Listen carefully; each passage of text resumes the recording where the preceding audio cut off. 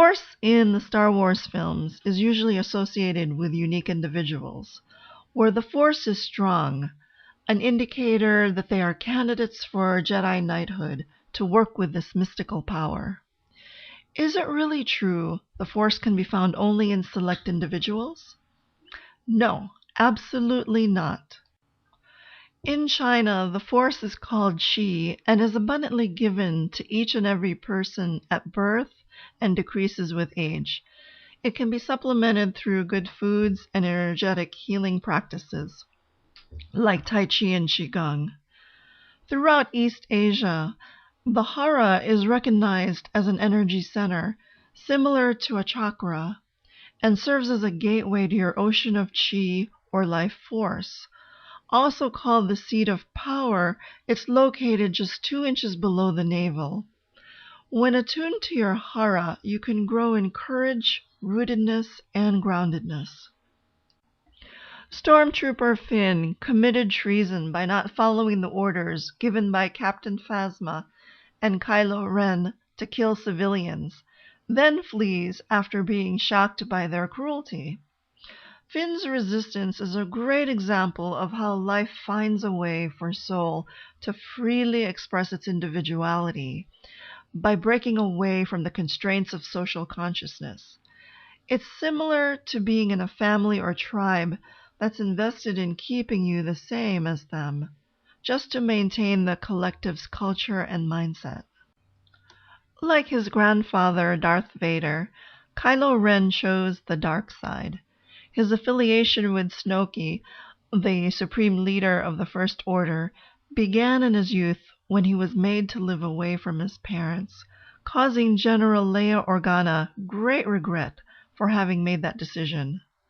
The dark force can be seductively attractive, especially to youths who are seeking power. Love and logic parenting teaches that power struggles happen in parent-child relations because the parent exerts power over the child and doesn't share power with him, so his energies are spent trying to take it away from mom and dad. Sharing power is done by giving a child choices over little things, starting at an early age. The Millennials and Generation 9/11 of today are examples of a disturbing trend that's been happening for several decades now. Many are breaking away from the influence of parents and elders at a much younger age to follow the herd mentality of their peers. A case of children raising children thanks to mass media and the internet. This also leaves them prey to radicalization by the dark force. The saying, power takes and love gives, can apply to the differences between the dark force versus spiritual force. Evil through black, even white magic, manipulates the energies of God for personal gain. The dark force is a path of introversion and self-destruction.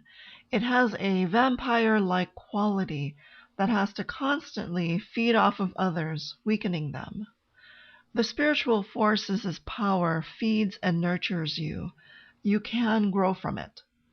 Through a mix of destiny and synchronicity, Rey was being readied since childhood to meet her master teacher, Luke Skywalker.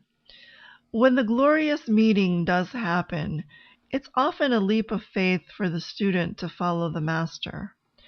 Great self-discipline is required to quiet the chattering mind and ego and allow for the force to flow through unhindered. The tests given are for you to build a strong belief in yourself. And a true master trains the student to gain in mastery and even exceed him because he can selflessly step aside to allow this. When Rey discovered she can use the Force, she managed to escape her cell within the Starkiller Base using the Jedi mind trick. Some of the supernatural abilities that can be gained from working with the God Force are levitation, clairvoyance, knowingness, mind reading, energetic healing, telekinesis, alchemy, changing the weather, prophecy, and direct projection, also called soul travel. Few in this world ever achieve true spiritual mastery and freedom in their lifetime. It requires an all-consuming desire and exhaustive effort just to break free from the grasp of negative forces that want to keep you trapped in the lower planes of God. Part of the struggle is in having to master your lower natures of anger, greed, fear, lust, apathy, and pride. You've probably noticed that even though our basic nature is happiness, feeling positive and maintaining it can be very difficult. This is because negative emotions are much easier to conjure up. It doesn't take much energy to allow ourselves to feel crappy. On the other hand, staying positive can take effort, but gets easier with practice.